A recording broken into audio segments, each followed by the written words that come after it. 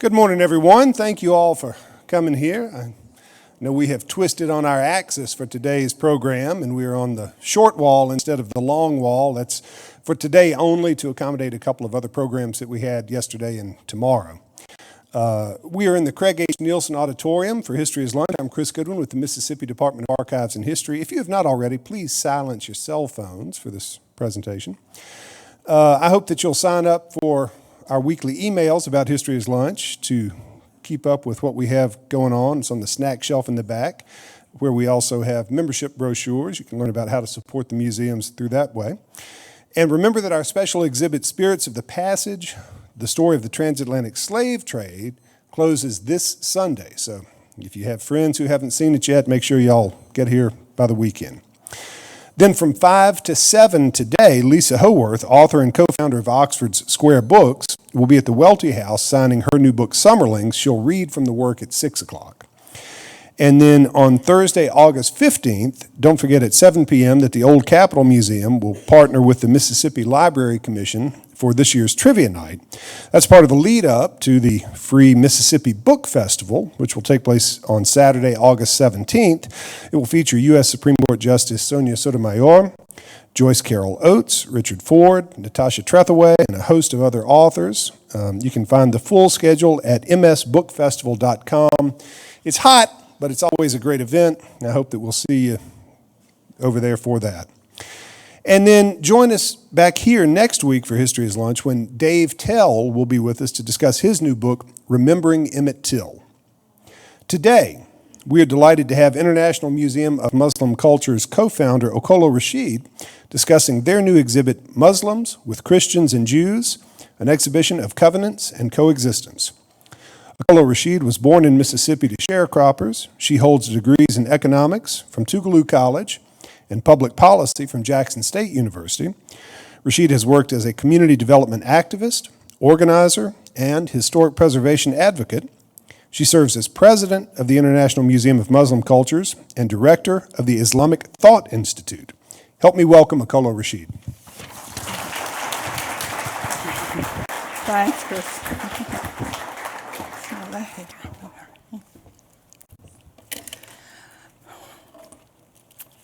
With God's name, the merciful benefactor, the merciful redeemer, let me greet you in the universal greetings of peace. Assalamu alaikum, that's Arabic for, may the peace of God be upon you. And usually the response is, wa alaikum assalam, and may God's peace be upon you. Let me begin by thanking Chris, who has been so diligent in really preparing this opportunity for us to share with you something that's exciting for Jackson and exciting for Mississippi, and Mississippi taking this excitement across the country and perhaps the globe. I want to, and of course, the Mississippi Department of Archives and History for really being a trailblazer in this kind of format for really outlining and allowing these voices to be heard across the world. Let me begin with the end in mind. For this, I want to pose a question. What kind of world do we want to leave for our children? I want us to reflect on that. We are heartbroken and stand in solidarity with the Dayton, Ohio, and El Paso, Texas communities. And we want to express our deepest sentiments and sorrow. We also want to ask God for his mercy on the victims and to comfort the loved ones. However, we also agree with those that have said that's not enough, and we urgently need more, those that are demanding action. As we reflect on this horrific tragedy here in America, let us remember the many others in America, but also across the globe. These race-based ideas that spur and fuel these ideas that, that support white supremacy or human hierarchy, I'd like to call it. It's affecting minorities across the globe. They are all under attack.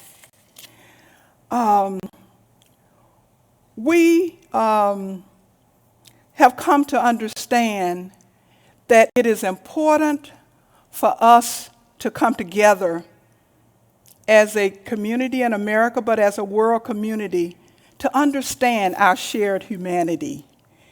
The work of the museum and the Muslims with Christians and Jews Covenant exhibition lifts this narrative up, and it represents our action.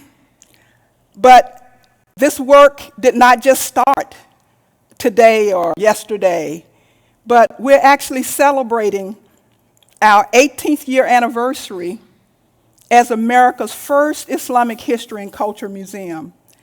The exhibit presents an example of a time in history where Muslims, Christians, and Jews lived in peace and interacted in mutual respect. The exhibit is designed to bring religious leaders, political and public leaders, activists, and others to consider the role of religion in establishing peace among diverse cultural communities. It is a vehicle to challenge and correct the false narrative about Islam and Muslims and their contributions to America and the world, but it's also it's designed to challenge and correct the narrative about religious communities and religion in general, and that contribution to America and the world.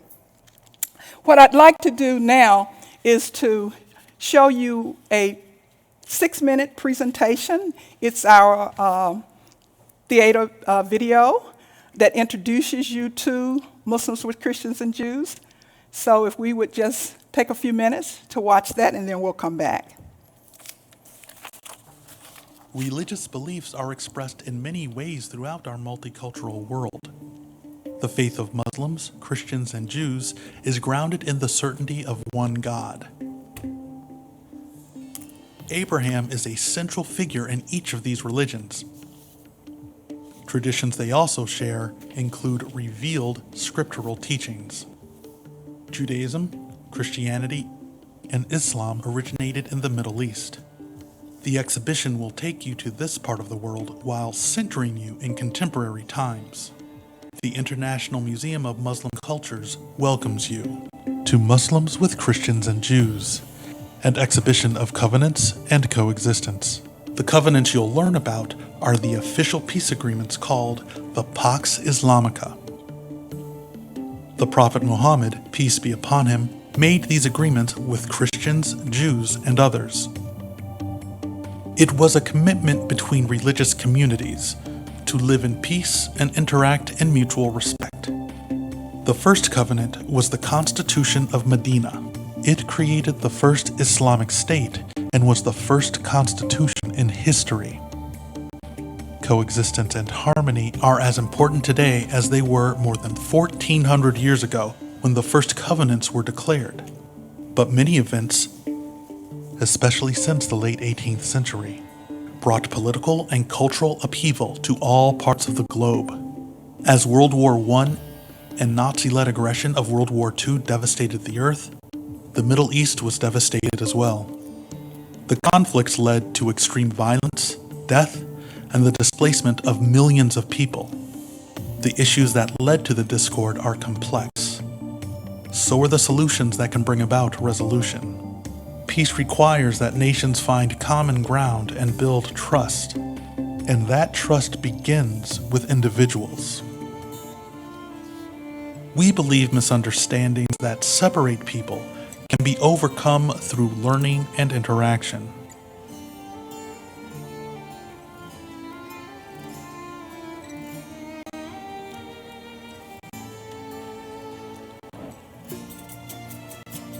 Although 25% of the world's population is Muslim, in the United States, Muslims make up less than 2% of the population. Many people here aren't familiar with Islamic history and culture. The museum's mission is to share this important story in hopes of bridging the information gap.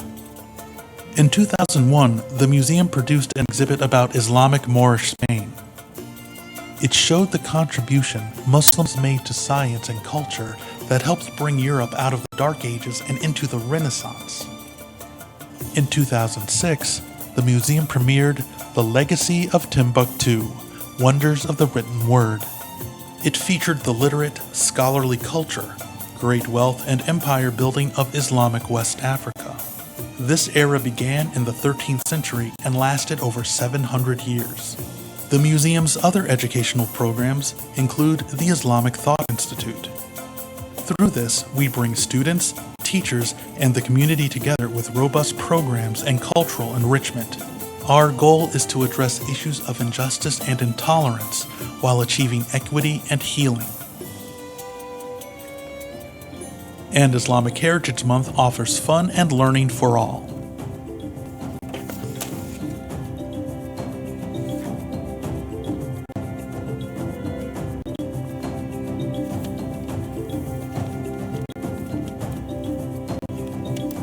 This exhibition of covenants and coexistence shares the basic tenets of Islam and beliefs that are held in common with Judaism and Christianity. You'll learn what international leaders and thinkers have said about the Prophet Muhammad. We'll introduce you to the life of the Prophet and reveal the contributions he made as both a prophet of God and respected head of state. Through the notable research of Dr. John Andrew Morrow, we'll travel to a monastery on Mount Sinai in Egypt. You'll see the covenant that Prophet Muhammad made with the monks there. You'll also find letters and covenants he made with other government leaders and religious communities. Learn the influence that Islam had on our nation's founding fathers. And meet African American Muslims, from those who were tragically enslaved to those gallant freedom fighters who helped change America and the world. We'll feature the unique ways people of different faiths help one another in other parts of the world. As you explore the exhibition, we hope you'll encounter many new ideas. You'll be invited to watch short videos and engage interactive displays. And you'll be asked to offer your own ideas on how to promote peace and harmony. Come with us to walk in the steps of seekers of truth, freedom, peace, and understanding. Please visit again and again with friends and family. And please visit the other exhibits at the International Museum of Muslim Cultures.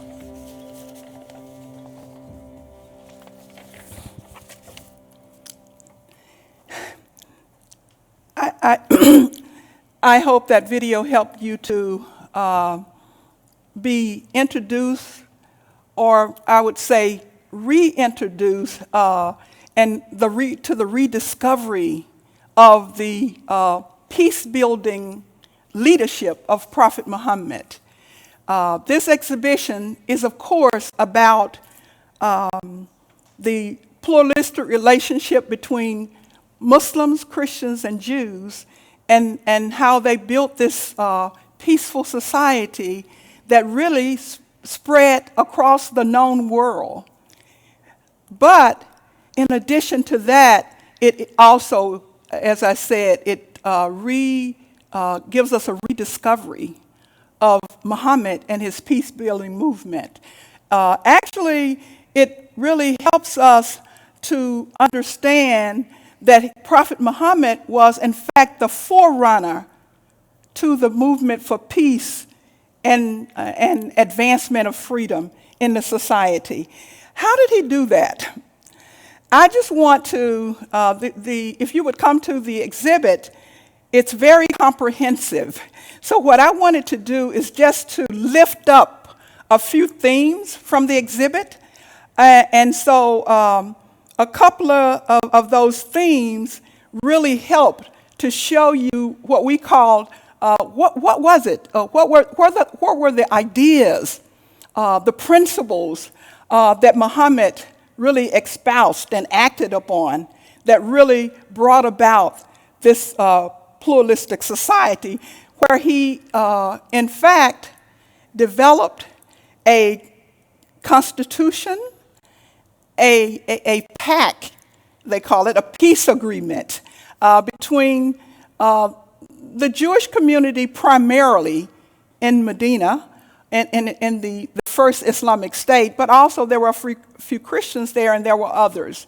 So what were those ideas that Muhammad was able to use to convince or to get, the Jewish community and those others to embrace these ideas and these principles that he had? If you walk into the museum, some of the first themes that you would see would be this theme of divine unity. I know everyone can't see this, but the theme of divine unity, right? Divine unity is also known or recognized as a strong sense of monotheism. This idea that there's but one God, right?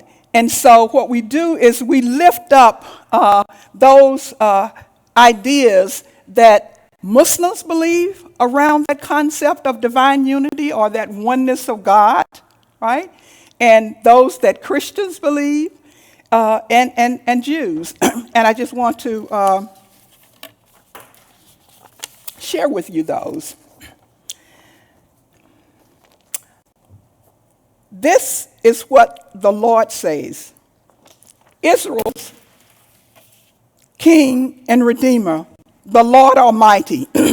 I am the first and I am the last.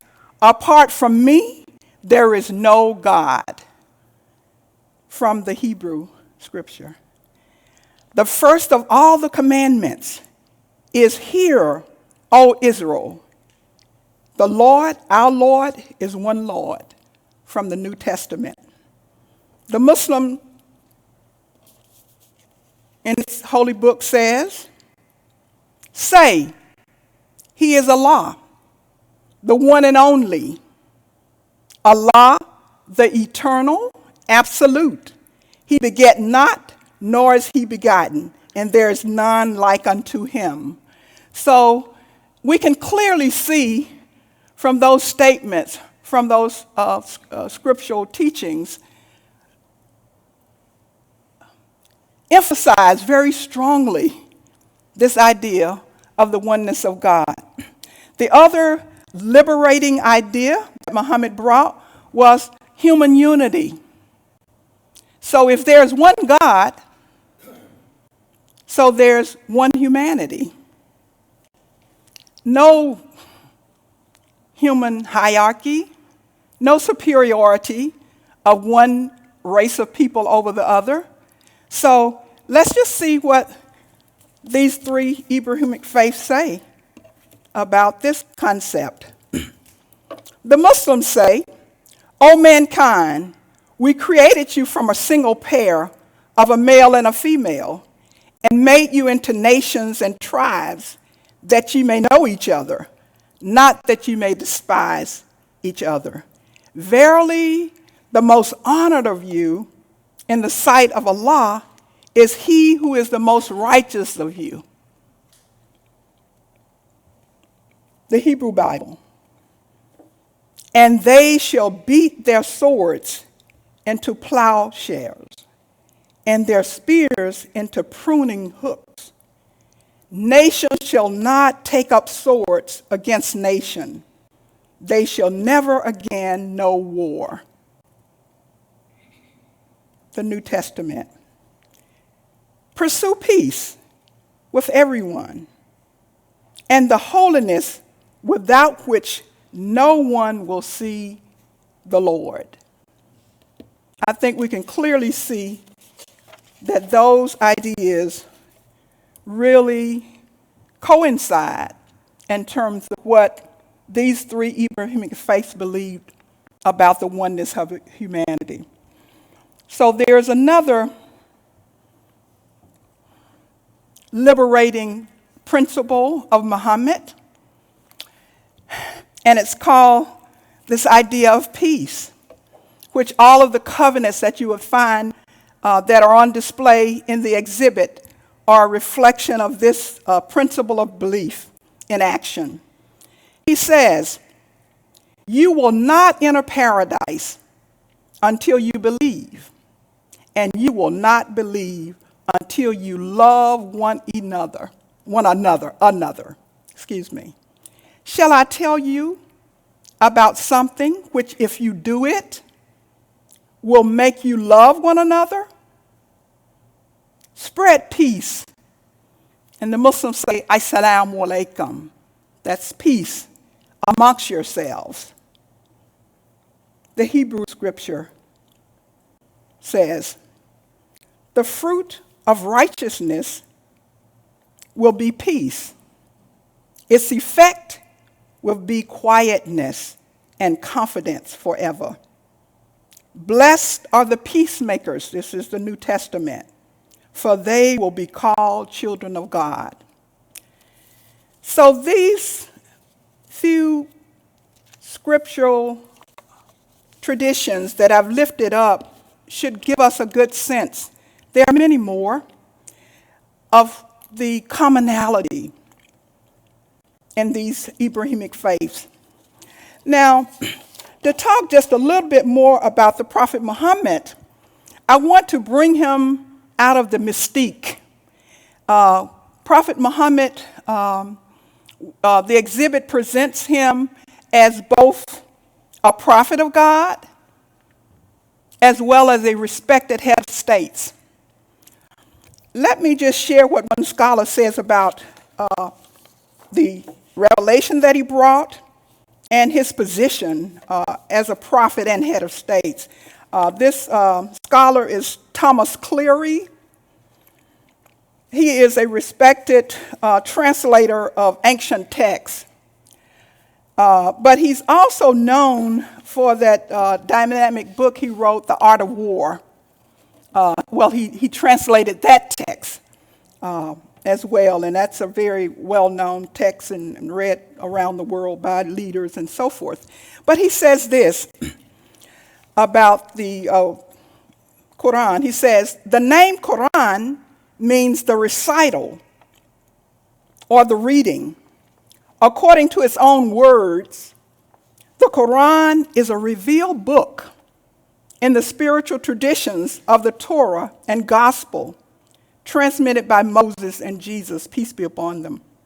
The Quran represents its teaching as confirming and clarifying the truth of what was in these messages. The Quran is undeniably unique in this tradition, and indeed unique in the entire context of classical sacred tradition throughout the world, in having been revealed in the full light of history through the offices of a prophet who was well known." So the Prophet Muhammad, during this particular period of time, brought these ideas not just as a prophet of God, but he actually was able to establish this, the first Islamic state, but the first state that was really based on man's direct commitment or responsibility to God. And the other religious communities join in that work. A couple of other things I want to lift up, and then we'll go to one other major theme. These are things that you would find in the exhibit. If you walk into the exhibit, you will see this huge green wall that really just kind of gives you just a great background of the Prophet Muhammad. I want to read just a couple of things. It says here, "Muhammad is not the father of any of your children," this is the Quran, "but he is a messenger of Allah and the seal of the prophets." So Muslims understand that to mean that a document that's sealed it's complete, nothing else can be added to it. So Muslims understand this to mean that the Prophet Muhammad completed the long lines of prophets that came before him, and that there would be no other prophets after him. Later ages would need thinkers and reformers, not prophets, says Abdullah Yusuf Ali. He's one of the translators of the Quran. The Prophet Muhammad said, scholars are the inheritors of the prophets. One other thing, a mercy and a liberator. In the Quran, Prophet Muhammad is called a mercy and a liberator. Muslims understand this to mean that Muhammad came as a mercy to all mankind individually, but also to nations and their institutions and establishment, the learned, the common people, and all creatures. So Muhammad is referred to in the Quran as the liberator who liberates from all forms of slavery. And the best key to unlocking the locks of slavery is correct education. So Muhammad, as a businessman, a tradesman, was also a social reform activist, in a sense. He would meditate often around the social ills in his community. And so one night, the angel Gabriel came to him, and he told Muhammad to read. Of course, Muhammad, being an unlettered man, responded that he couldn't read, but eventually he understood. And so he says, read in the name of thy Lord, who created man from blood clinging. Read, and thy Lord is most generous. He who taught the pen, the use of the pen, taught man that which he knew not. So this whole movement of peace and freedom and advancing freedom, the underpinning was education. And so it sprang from there in Arabia to really the known world. It came from in the Middle East. It came into Europe through igniting the Renaissance. So the science and the technology and all of those things, this is history. We understand that those things were spurred by this understanding of, creating peace and in peace, you're able to advance understanding because you have an avenue where you can exchange ideas without conflict. You're not going to be able to advance this without a peaceful environment. So the Muslims, Christians, and Jews, and others working with them, established this first dynamic civilization that advanced all of these things that we appreciate now in America in terms of science, technology, and all of these other things. The idea about freedom, the idea about reason, the importance of reason as opposed to, being haphazard in your thinking and so forth. So those are some of the major themes in the exhibit. Lastly, in terms of the covenant exhibit, is that we do have on display these covenants. An example of the first constitution by Muhammad that was signed called the Constitution of Medina, but we also have a couple of covenants that Muhammad signed with the Jewish community. Now, the first constitution was primarily between Muslims and Jews, even though there were a few Christians and others, but it was primarily between Christians and Jews. So that particular covenant of protection for them and their lives and their practice, this whole idea of freedom of religion, it didn't just start here in the West. This idea really was championed during this particular time. The covenant says the Jews will have their religion, the Muslims would have theirs, the Christians would have theirs, and they stood on the platform of protecting it, even if it meant war, to protect the right to that freedom. So you will find these covenants, you will find about 12 other of these covenants that actually one of our scholars, Dr. John Morrow, has done some amazing work. Not only is he a scholar, but he is an activist scholar, I call him. So he went over in the Middle East and he brought back, one of the main covenants, which is the covenants of the Prophet Muhammad with the monks of Mount Sinai.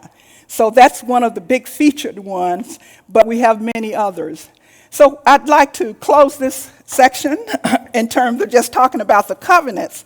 And I'd like to show you how not only I won't say close it. Let me just move to another part of the covenants. With the covenant exhibit, we're talking about what happened in the Middle East and what happened even in the Enlightenment age. But what about America? What about now?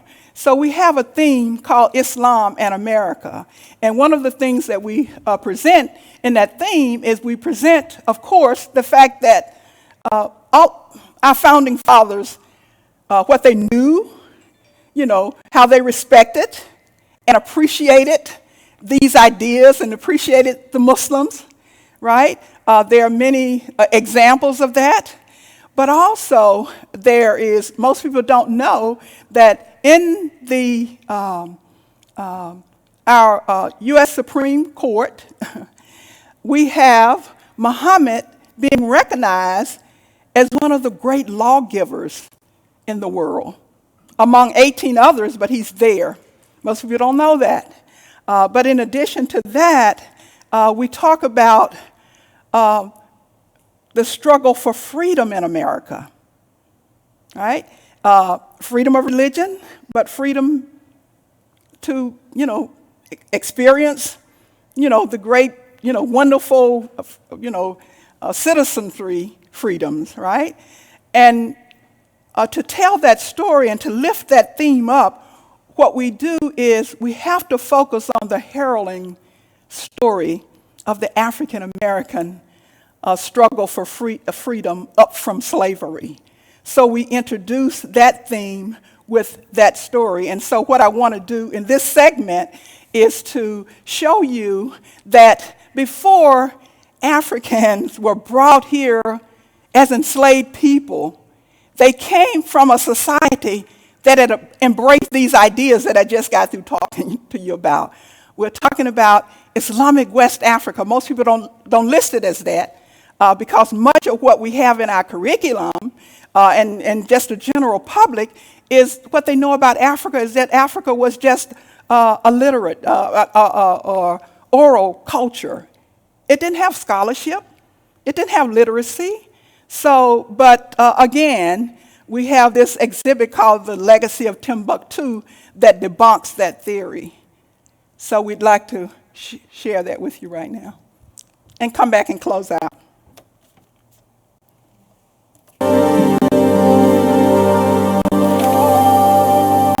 Please allow me to welcome you to the new home of the International Museum of Muslim Cultures and extend the universal greetings in Arabic, Assalamu alaikum, which means may the peace of God be upon you. My name is Okolo Rashid, and it is an honor to be the co-founder and executive director of America's first Islamic History and Culture Museum. We opened in the spring of 2001 with our inaugural exhibit entitled Islamic Moorish Spain, Its Legacy to Europe and the West, which brought international attention to Jackson. I am happy to introduce my partner, Imad El-Turk, co-founder and chairman of the board. Hello. I also welcome you to our new location here in the Mississippi Arts Center and to our latest exhibition, The Legacy of Timbuktu, Wonders of the Written Word. We are pleased to also offer our Islamic Moorish Spain exhibit, reinstalled here in the center. We hope that you will visit both, discover new ideas about the world we share, and return with family and friends. We thank you very much for coming. As an extension of both exhibits, the museum provides educational programs, lectures, and other special events and activities we hope you will enjoy and find enlightening. And we will be pleased to bring a program to your school, organization, or place of worship. On behalf of the museum, I thank you for your support in the past and look forward to making new friends with the museum in the future. We hope this experience will lead you to want to know more about Islamic culture and civilization and its place in world history, especially its contribution to Europe, Africa, America, and Asia. Our museum staff would be pleased to answer any questions you might have as you visit the exhibits or later. You will also find some unique and informative items in our museum shop, from artistic treasures to books and videos. Now, please prepare to enjoy your visit to the museum.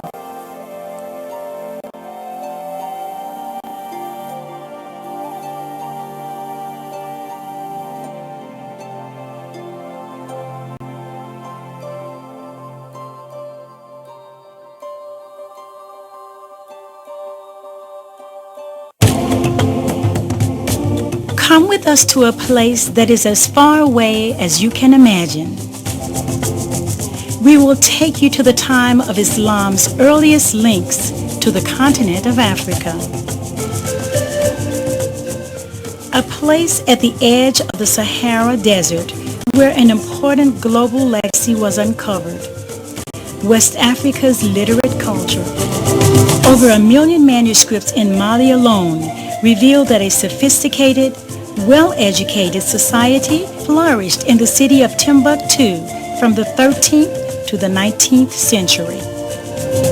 Come with us to Timbuktu, a city that has captured the imagination of the world for its richness as a crossroads of international caravan trade. You will learn of a time when West Africa controlled the world's gold export. As a result of this prosperity, the great empires of West Africa developed and prospered. You will meet noble leaders from across the centuries who left a living heritage that is recognized worldwide. From centuries-old manuscripts, you will discover lessons that have universal meaning for us today.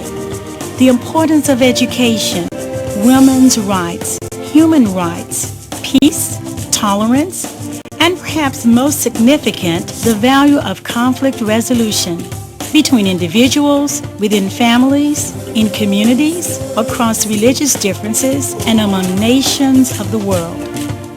Come with us to Timbuktu in Mali, West Africa.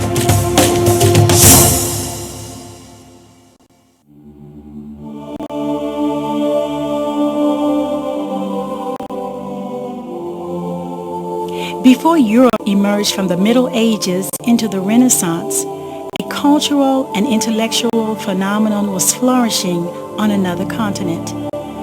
As Islam spread from Arabia across East and North Africa to Spain and Portugal in the 8th century, Islamic literacy and artistic expression reached sub-Saharan Africa. Timbuktu's legacy is a blend of this great heritage of African and Islamic cultures. At the height of its prominence, Timbuktu was a renowned center of Islamic teachings and broad-based learning that lasted almost 300 years. The city was an educational hub that included the Sankore Mosque and University, 2 other universities with large libraries, private libraries, and 150 schools. Books were not only brought into Timbuktu, but local scholars authored their own books, and artisans scribed, decorated, and bound them in a sophisticated local book production industry. 3 of the city's mosques that were a part of the great education system survive today. They are recognized by UNESCO as World Heritage Sites in danger. As the desert encroaches on Timbuktu, time and weather have taken their toll on these remarkable architectural wonders. But they remain enduring symbols of a period of great enlightenment and African Islamic teachings and traditions. Today in Timbuktu, as in the Middle Ages, education is paramount. Muslim children attend Quranic schools, learn Arabic and Islamic studies using wooden tablets that recall the past. They also study a broad range of academic subjects. Although the curriculum does not reflect the Islamic scholarship or afford them the opportunity to benefit from the past knowledge.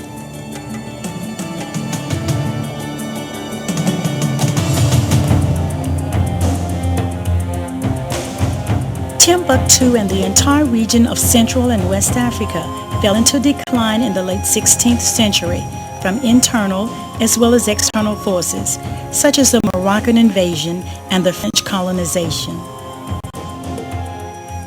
One of the most ravaging events, however, was the transatlantic slave trade, during which millions of Africans were captured, sold into slavery, and transported to the New World.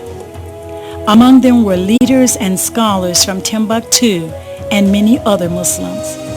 Some of their stories about how they kept their way of life in America have come to us from valuable records they left. Another devastating impact was European colonial rule in Africa, beginning in the 1880s.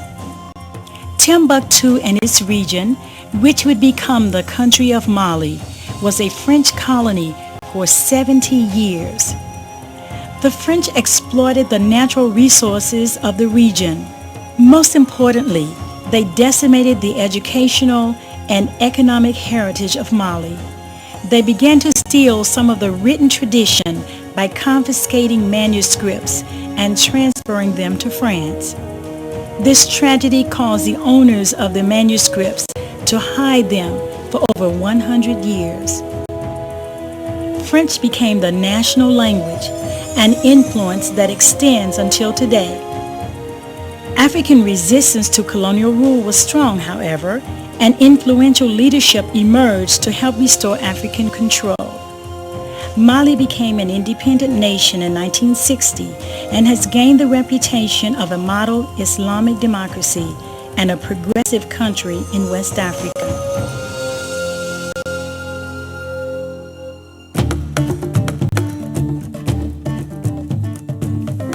Timbuktu and Mali today are a study in contrasts, at once old and new, ancient and modern, modest and sophisticated. People of the desert live much like they have for centuries, but engage the city with the same enthusiasm as travelers did in the 16th century. Trade is as an important part of the economy today as it ever was. Traditional arts, including the art of the book, handed from generation to generation, reveal considerable skills and talents. The most remarkable story of all is the rediscovery, restoration, and preservation of ancient manuscripts. Through the efforts of the Mama Haidara Memorial Library and other private libraries throughout Mali, and the Ahmed Baba Institute of High Studies and Islamic Research, this body of knowledge is being made available once again to scholars, students, and the world. With smiles as warm as the Saharan sun and scenes as timeless as the desert sands, the International Museum of Muslim Cultures, the Mama Haidara Memorial Library, and the people whose lives we celebrate welcome you to explore the legacy of Timbuktu, to remember its history, to glory in its present, and to consider the future and the lessons for living we can take from this experience.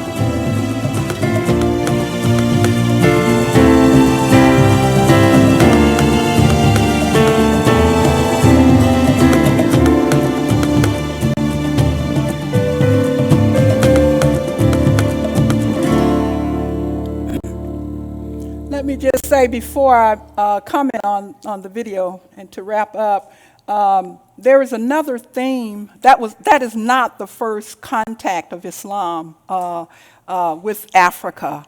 The exhibition, the Covenant exhibition, lifts up another theme where the Muslims, when they came with these liberating ideas, right, they were persecuted in Mecca, right, and the Prophet Muhammad sent 80% of his followers to Abyssinia, that's Africa, right? East Africa, that whole region.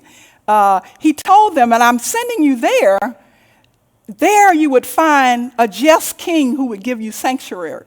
So the sanctuary city idea started back, this is 615, right? And what was the belief system of this city, that this area, this region that the Prophet Muhammad sent his followers to? It was a Christian kingdom, right? So in 615, Prophet Muhammad sent 80% of his followers there. So it was the Christians that gave sanctuary to the Muslims. So this idea that Muslims and Christians have been fighting forever, that's the narrative that we're attempting to challenge. So lastly, so this video, it really introduces us to the fact that when Africans were brought here, they already had a thriving civilization, communities that really worked, right? Scholarship, great wealth building. The majority of all of the world's gold came from that region. So when we talk about Islam in America, we're lifting up that story in terms of, the great fall, that was, the great undermining that was done to those people in that culture. And I want to just say that there's one theme that's a part of this whole theme, one position that one of our scholars said. He said that there are two great heroes in the African American history that really represent the two extreme poles of what we as African Americans wanted in this country. We wanted civil rights. We wanted these external comforts, that all other citizens had. So that was the civil rights movement. But we also wanted how to restore that inner dignity that had bbeen stripped away. So there were two movements and two heroes that represented that. Dr. Martin Luther King, who is represented in the exhibit as, the one that led this great civil rights movement and really brought America back to understand its responsibility, right, to human dignity and worth. Then you have the Nation of Islam, Elijah Muhammad, and the Muslim movement. We bring those two movements together to show that it's one struggle. One struggle took different paths, but it's just one freedom movement in America. And so those are just a little bit of what we have in our Covenant exhibit. And we also have, this Legacy of Timbuktu exhibit is on display as well. So we really would like to invite you down. And I'm going to open up for questions now. But before I do, can I just at least introduce some people that are very important to the work that we're doing and a big part of our family. My husband, Okolo Rashid, should be out there somewhere. He and I are the ones that went over to Mali and brought back ancient manuscripts that are on display there. We have one of our newer staff, who is administrator, Dr. Charlotte Brown. And I want to introduce you to, but really present you to, the most powerful exhibit design person in this state and country. That's Jean Luckett, who has been with the museum from the very beginning with our Islamic Moorish Spain exhibition, the Timbuktu. She went to Timbuktu, and all of those visuals that you saw, she helped develop that. Jean Luckett.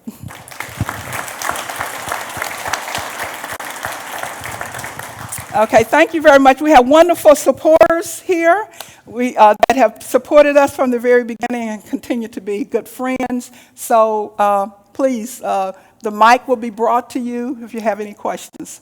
And I'd like to offer Jean, Charlotte, Sababu, my husband, please, if there are some questions or some comments, please feel free.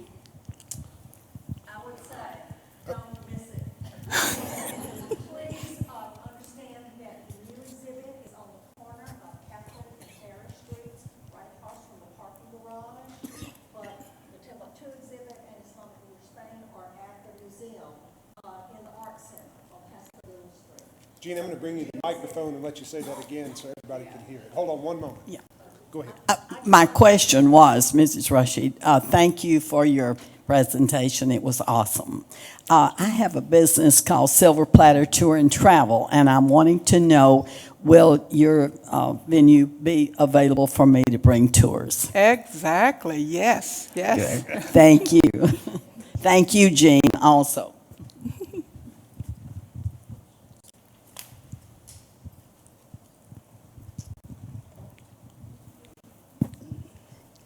I would like to thank you, Okolo. My association with this young lady goes all the way back when she was an intern. I'm so proud of the work that you're doing, and we found the presentation very informative and quite enjoyable. If it's not asking too much, I don't have a question. Yes, it is a question. Would you mind elaborating on the connection between the form of music that we so much enjoy in Mississippi, namely the blues, and the Islamic call to prayer? Yeah. Thank you. Yes, yes. So if you would come down to the Timbuktu exhibit, you would see we have a theme that actually feature, researchers has done their work, and they've determined that the Mississippi blues sound that we so enjoy across the Mississippi and across the globe was really captured, brought out of, really transformed from the Muslim call to prayer. So you just can't miss that if you appreciate music, that connection. Thank you. Thank you. Thank you. Very informative presentation.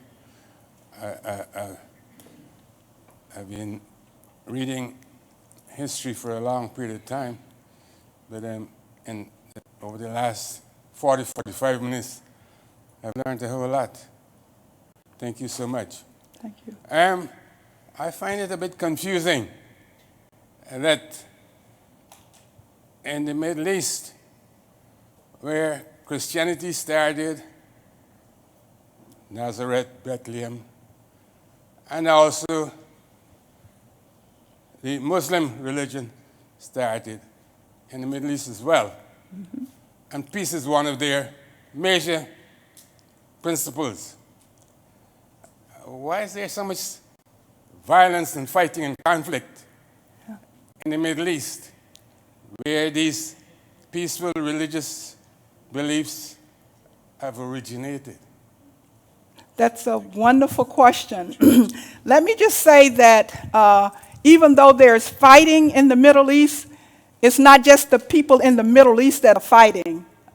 We understand that the global community and some of these lead countries like America and the Western countries, they are there in that fight, right?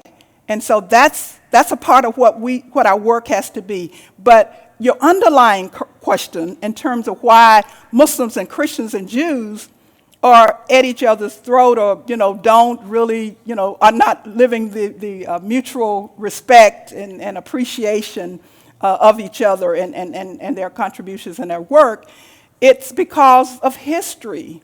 History happens. We lose our good leaders.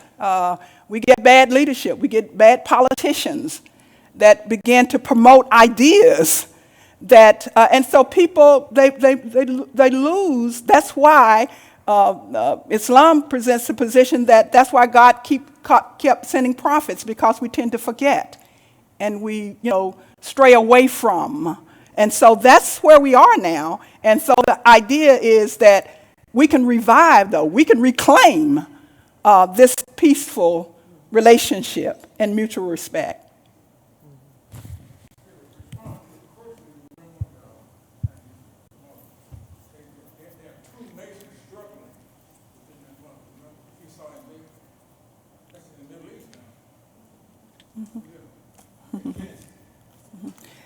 Deidre, do you still have a question? Okay.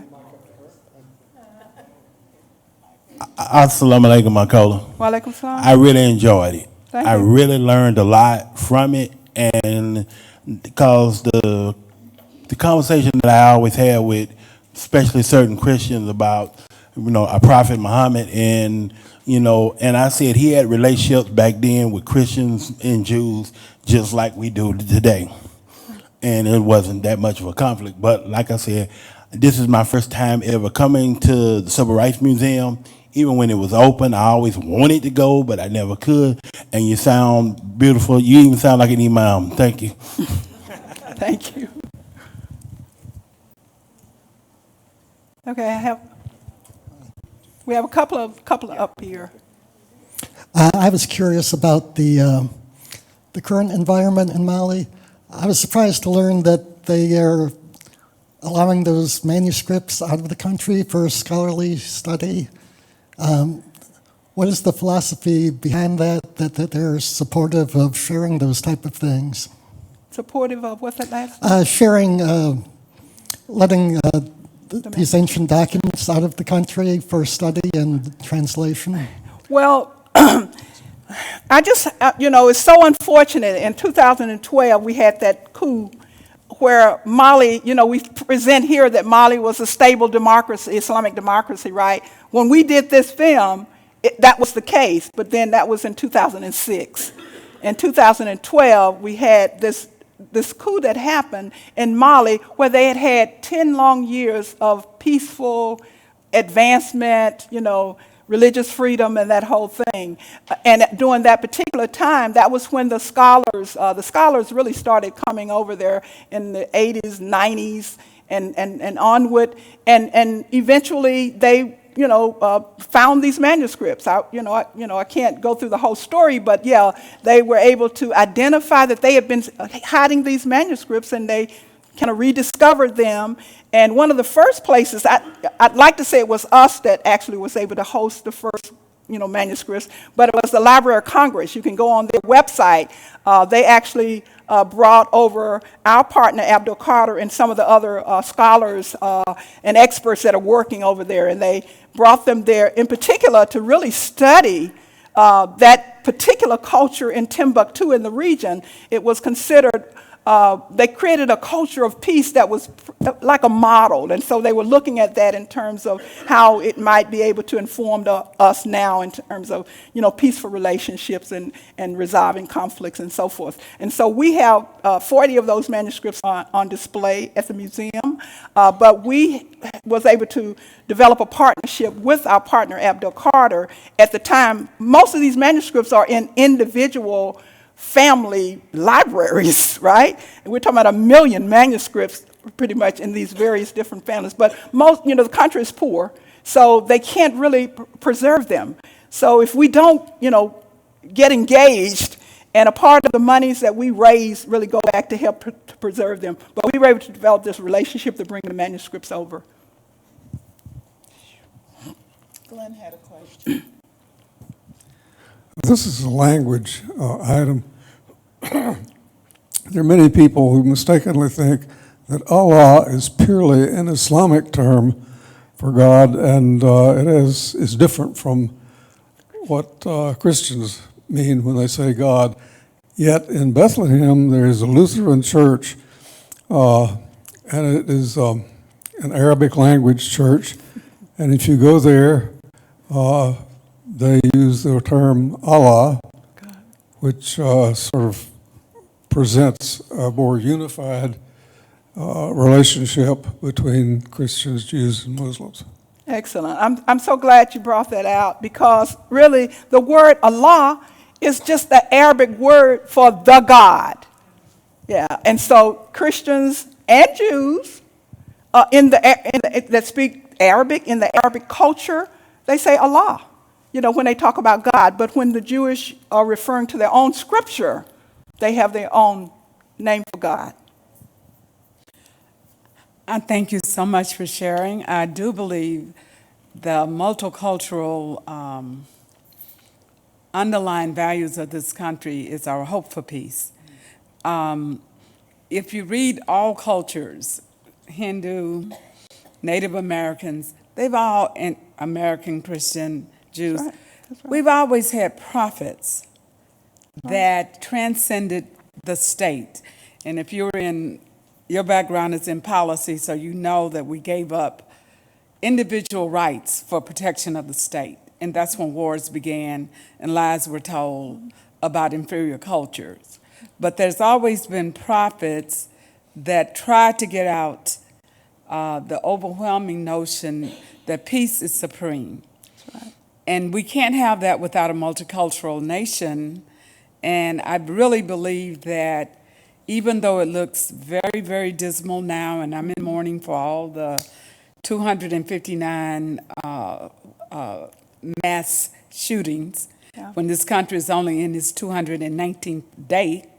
So we've had more than one a day. Yeah. But I really believe that ultimately it'll be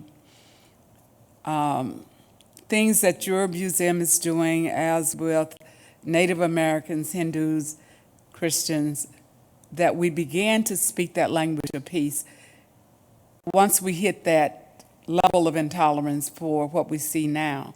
So I do thank you very much for being there probably through the tough times and still getting out your word Thank you. as Thank you very strongly much. as you have. Thank you very much. That's one of the ideas that I open up with, is that the whole idea of what we're attempting to do is show that there's an intersectionality between religion and the race issue, the class issue, the human dignity issue. We cannot take religion out of the equation. And like, how do we fit it back in a way that's substantive and that's going to make a difference? Jean, will you tell us one more time where these are located? Cola can tell them too. The new exhibit on covenants, Muslims, Christians, and Jews, is in a building on the corner of Capitol Street and Ferry Street. It faces Capitol Street. It's been in a process of renovation. Some of you may remember a nightclub called the Wagon Wheel. The Wagon Wheel was on the third floor of this building. I'm not going to ask any questions or reveal anything, but you reveal yourself. There's a parking on the street, sometimes hard to find depending on what time of the day, but the big parking garage is right across the street. And then on Pascagoula Street in the Art Center, where the Art Museum used to be, this is where the permanent exhibit is. When in March or so next year, this exhibit is going to be leaving here and traveling around the country. The new exhibit will be. Yeah. But the permanent exhibit about Timbuktu and Islamic Moorish Spain is there. Thank you. That's excellent. Thank you all for coming today. We have come to the top of another hour. Do not forget that Spirits of the Passage closes Sunday's the last day for it, so if you haven't caught that yet, please come by and do so. Join us next Wednesday for Dave Tell and his book, Remembering Emmett Till. Thank you for your forbearance in our setup for today. On your way out, say a kind word to Lauren Harmon, who has joined us for the second summer before she heads back to Mississippi University for Women as an intern. She has kept it running smoothly. Most of all, help me thank Okolo Rashid for today's program. Thank you so much, Don.